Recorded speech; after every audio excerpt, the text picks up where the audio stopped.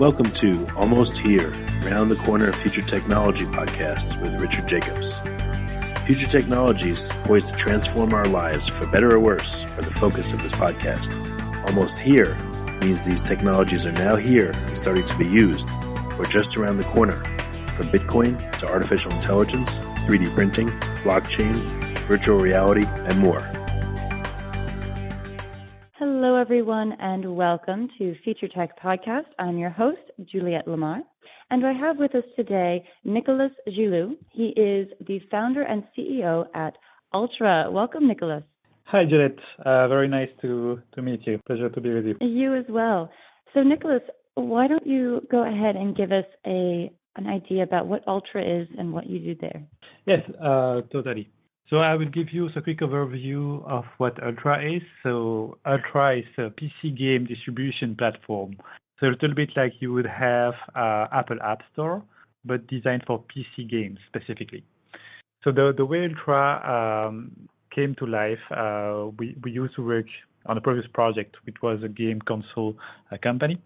So there we started to build all the needs and the architecture to build this game distribution. So as you know, when you want to buy a game or upload a game, play the game, all those kind of interactions, they need to have a strong backbone of technology.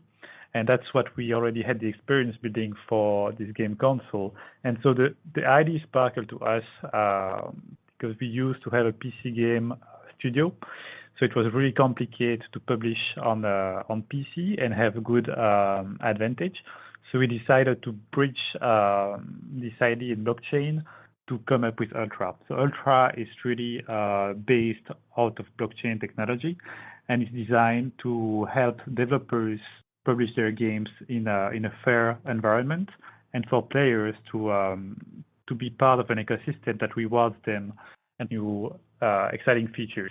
Very cool. So you have both a side for developers and for players. Give us an idea of, kind of your interaction for players, and then on the other side for developers who are using Ultra. Sure. So one key aspect of the developers, so they have first to build a great game. That's the very first step, but it's very expensive.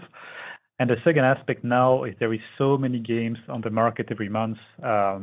If we take an example of Steam, they have around 300 games every month.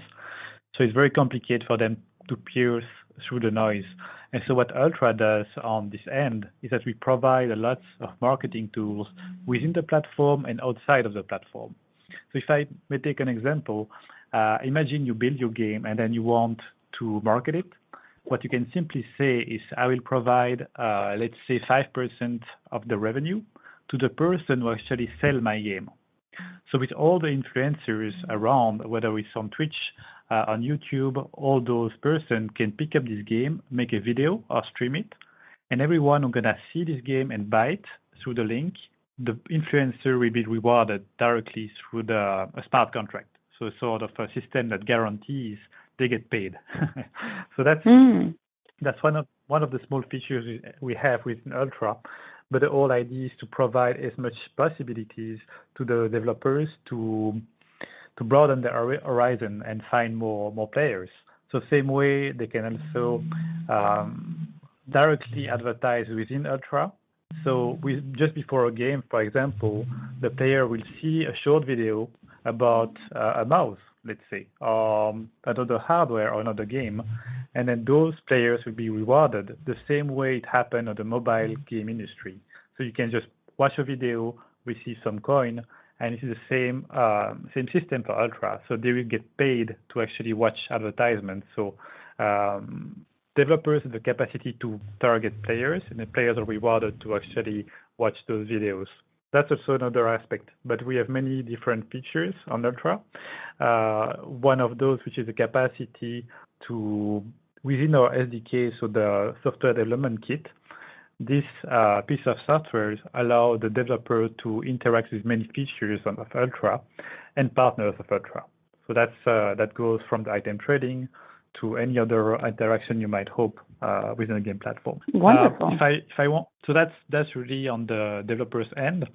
For the players, right now they have the capacity in Ultra to earn money by using the platform, and this is not in a way that they would work for the platform, right?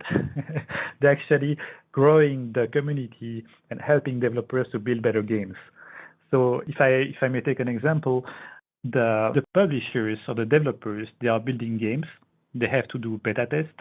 They have to do bug hunting, find the bugs, do market survey, and all those kind of interaction they can pinpoint to the players. And so the player can pick up a game, say, okay, I want to try this game before it's launched. And then they can find out the bugs in the game, answer how they like the game, why they like it, and all those interactions are rewarded by the developer. So again, this is a sort of win-win situation where the players earn money and learn about the games. And for the developers, he has tremendous help from players who actually will be his target audience in the future, so he can start growing his community and at the same time build better games. No, that's fantastic. And you have so many different features within Ultra. Let's talk a little bit about, I guess, the Ultra, the coins. You can earn the Ultra coins through different levels, and then also you have a game console strategy, which you touched on a little bit, but if there's any more detail. Yes, that's right. So the way the platform works is that every interaction on the platform is made with coins, which means we have the capacity to process nano payments. So let's say you can actually get paid for just watching one video, which would be very complicated with USD, for example. I don't see myself sending you 0.1 cent, which would be like a big problem and extremely expensive.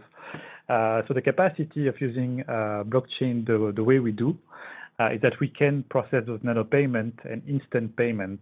So also on the developer side, they can get paid instantly. They don't have to wait up to 60 days to get the payment, so they can reinvest this money in the marketing. So when you launch a game, you really want to have as much money as possible to grow the community. That's also an aspect that blockchain provides. The coin is really used for any aspect you can imagine, whether it's buying games, trading items, get rewarded for various services, pay for advertisements. So everything is really using every time the coins. If you don't have coins, there is not a problem. So that would be sort of a barrier to adoption, right? If you had to use coin. But at some point, if you don't have coin, you can simply use your credit card or PayPal or whatever system, and then we on the back end process this transaction for you. So we handle the whole token aspect. So for the player or the developer, it can also be transparent. I see. How large is your reach right now? How many games are you compatible with, and what is your distribution like? So currently the platform isn't live yet. So we are currently preparing the closed beta for Q3. So what we are targeting is around 300 games at launch from a couple major publishers, from indie developers. So we try to have variety, but we sort of pride ourselves to select the best content to avoid having too much content on the platform and still keep relevant to the player. So that's very important for us. And at the same time, we also target to have like the good influencers, the right target for the players. It's very important for us to have a sort of very clean platform and rewarding environment. So a sort that you would have on some other platform, you might have some toxic interaction, which is a real problem in the game industry in general. We try to incentivize good behavior. We sort of switch the focus of the players to act well, and so this all make a platform which is that you want to be part of as a community. Yes, you touched a little bit about some of the big problems in the industry. What other issues are you trying to solve here with Ultra that people might not know these issues? So one of the issues I think that I already mentioned, which is the discoverability of the games. That's critical right now. Initially, when you go back in time, you had maybe 300 games a year that will be like published digitally at the really early days of the digital game distribution. And that the fact of switching from physical to digital, it allowed people to publish games much more easily with much lower cost. So this empirically was a problem, but now it became a big advantage that the digital platforms provide. So you can use Unity or Unreal, build your own game, and then publish your own game much more simpler than before. So that's great. But on the other hand, the problem is that you have too much noise. So many games are there. So even you spend lots of energy on your game, you might just never get noticed because no one pick up your game. So that's a key problem in the industry right now, specifically for PC games. There is, as I mentioned, I think maybe in total it's like 4,000 or 5,000 games every year that are published on Steam as a reference. So they need help. So we are definitely here to help the publishers and the developers to get noticed.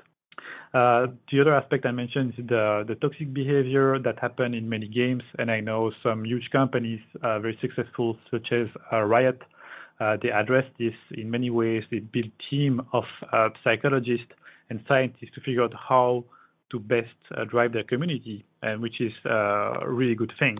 And so from all those studies, we also checked, okay, how do you deal with that? So one way is you punish. The other way is you are the good guy. So we decided to be the good guy and then provide incentive for the people to just have a healthy comportment on the platform. So those two elements I think are very important. And the blockchain aspect provides the capacity to avoid any fraud. This is more just not game specific. If you think about the advertisement industry, there's a lot of fraud because you can't really prove that someone's seen the advertisement.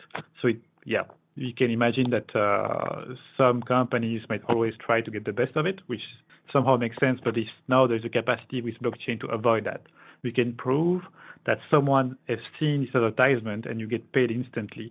So all those kind of interaction, which is the same for the influencer marketing, they will be receiving the proof that someone bought the game from their link. So there's no way someone can cheat in between. That's why the blockchain is so important in this case.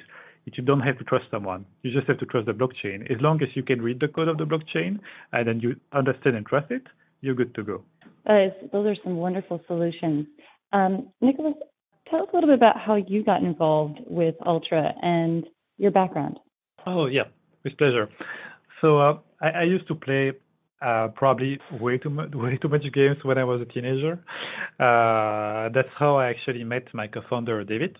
So we started what we call the clan back then. So it's an esports team for Counter-Strike.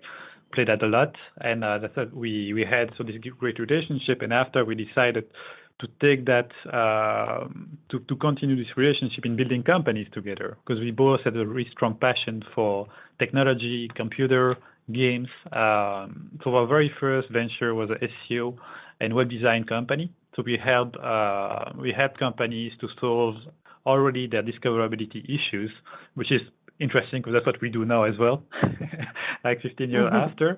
But so we've been in business together for a very long time. We built companies, sold companies, then we moved also to China. There we started a mobile game studio, a PC game studio, a monetization strategy company for games. So all this always bridging games and strategy business side of it. So that's really where our focus is to bring this sort of expertise in business to the games as well. So after building those companies, we decided to move to build Ultra. And this was because initially in 2011, we were mining Bitcoin and buying Bitcoin. So we had really long tail, good experience in blockchain in general, but there was nothing really fundamentally game-changing in terms of business. But after that, you had a smart contract. So the smart contract brought the possibility to bridge blockchain and business in a more elegant way. So when we saw that, we thought, now there is something we can actually bridge those two aspects. And then we decided to build Ultra. We had this technology already existing for the game distribution that we've been working with, and so we decided, okay, now it's time to do this new business. It's a good timing. there is a problem to solve, and we know how to solve it. So that's how we came up with Ultra and started building the team from there. Very cool, very cool. And what are some of the things that you are looking forward to in the future? I know you're just starting out, but what are some of the plans you have in the next 3 years or so? Okay, so the long-term vision of Ultra, if I may say, is really to garner to most of the type of indie developers to big publishers to MMO games. So we really try to have a solution that can bring everyone together in one platform. So that's really very important for us. And the way we design the platform is made to attract those big players and new players in the game. So that's extremely important for us. We want to have it as decentralized as possible. So provide a capacity for people to see that they don't need to trust someone in between. So they used to have middlemen, like for Apple, for Google, there's always someone in between. But we try to have this relationship a little bit different, where people can actually see that there is no problem there. And then we still have to keep some parts centralized, because when you make a business, you can imagine that no one wants to know, as a publisher, don't want the people to know how many games you sold today, right? But at the same time, you just need to assess that actually it's true. There is no issue on the back end, right? So that's very important for us to keep this sort of transparency for the company. And in 3 years from now, we hope to be as successful as Steam. That would be the key goal. If we can achieve that, that would be totally what we would consider as a success. That's obviously a long shot, but we have, I believe, the right card to play here to be able to compete with such great platforms. That's fantastic. I also want to know, working in this space, there's a lot of different people that you're working with and different ideas and a lot of issues. What are some of the biggest things that you've learned through your journey here? So one thing that is quite interesting is how the perception. So when you saw many projects, when you see those companies have great ideas, definitely great ideas, and probably the capacity to execute on it.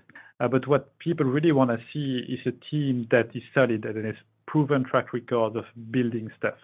So that's for us the very first point before starting the whole project was to find the right people to recruit. So the right CTO, the right CFO, so all the right person that would be on the same train as us. That's why we got Mike Dunn, so the CTO of Dell and Time Warner on board. We got some amazing people in the name of Gilot Marron, who used to be CFO of Wargaming for North America and Europe. Jenna Seiden, who's an amazing girl, really smart, and she used to be the vice president of Xbox on a content acquisition and partnerships.